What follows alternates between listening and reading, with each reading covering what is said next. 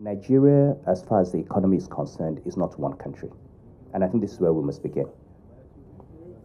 If you look at poverty numbers, you look at the MPIs, okay, the multidimensional poverty index. The incidence of poverty in Lagos State is 8.5%. 8.5. In Zamfara, it is 91%.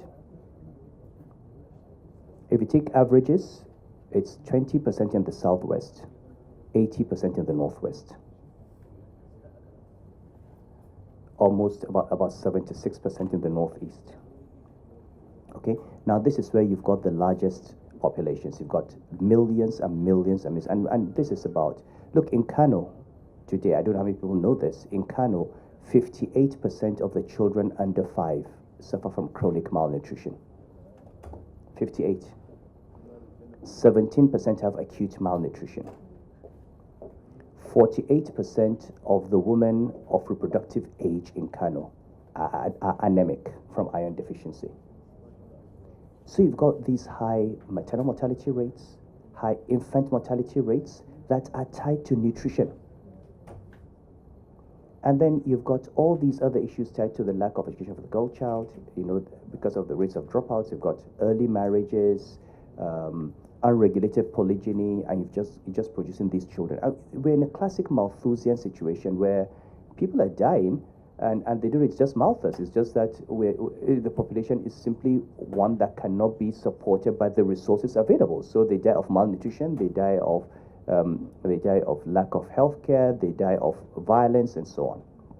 So I think for us to really look at development, and I said this with African Development Bank when I went to Abuja. I said, look, if you come to Nigeria with money and you come to Lagos, you can invest in light rail, in overhead bridges, underpasses, and so on. If you come to Kano, please invest in education and healthcare. Lagos has dealt with these issues. We've not dealt with these issues. So understanding that. And I think for FMDQ, if you really are interested in development, you've got to broaden your scope beyond what is this visible hard infrastructure. We've got these cities looking like Dubai. You go to kind of beautiful, dual carriage roads. And then what happens? You have more people walking on the roads than cars. And most of those people are invariably uneducated, jobless, just hanging around.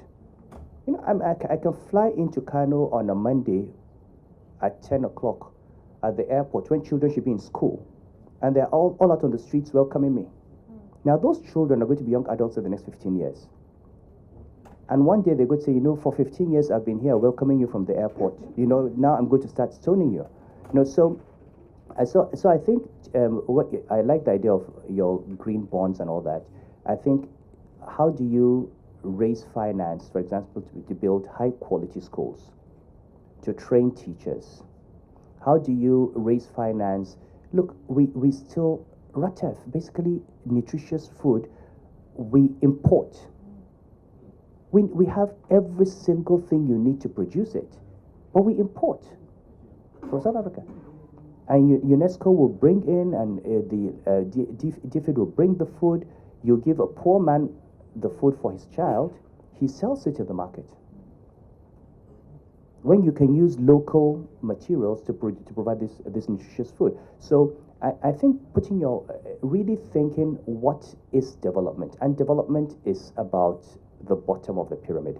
And I think for many of us, we think of development in terms of our lives. You want these beautiful roads, you want these aircraft, you want these airports, you want these deep sea ports.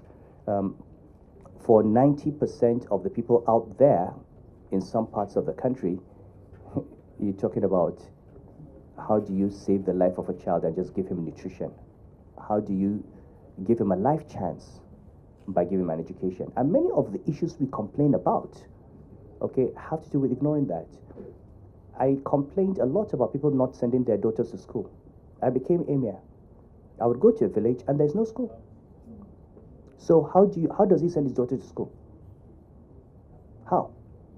Or there is a school, and I don't know how many of you know, but only 20% of the children who finish primary education in government schools in the north can read and write. They spend 5, 7 years, 6 years in primary school. They can't read and write. So if you're a villager, your daughter spends 6 years in school, she can't read and write. There's no secondary school. She's sitting at home doing nothing. She's 13, 14. You marry her off to the next man who comes to marry her. Because the last thing you want is then for her to come back pregnant and for you to have a stigma and be seen as the father of a single mother and be ostracized in the village. So we deal with this thing as if it's a demand problem. It's not a cultural problem, it's a supply problem. We need a massive investment in schools, in teachers, in scholarships for the poor. And then we can get to a point where when they have finished their schooling, when they've started working, they can now afford to send their children to private schools. And then we can move to a Lagos situation where 60% of the schools are private because the demand is there. But I think we've been blaming the victim for too long, treating this issue of education as if, oh, some people just don't want to educate. They want to educate their daughters, but where is education? The supply is not there. And when I say supply, I mean supply at the right price. And that's where capital needs to go in. That's where funding needs to go in. So for me, these are the two issues. We need to create jobs, we need to invest in education, and then we need to do a demographic transition. And look, if we do that, there is absolutely no reason why this country will not be another miracle in the next 20, 30 years.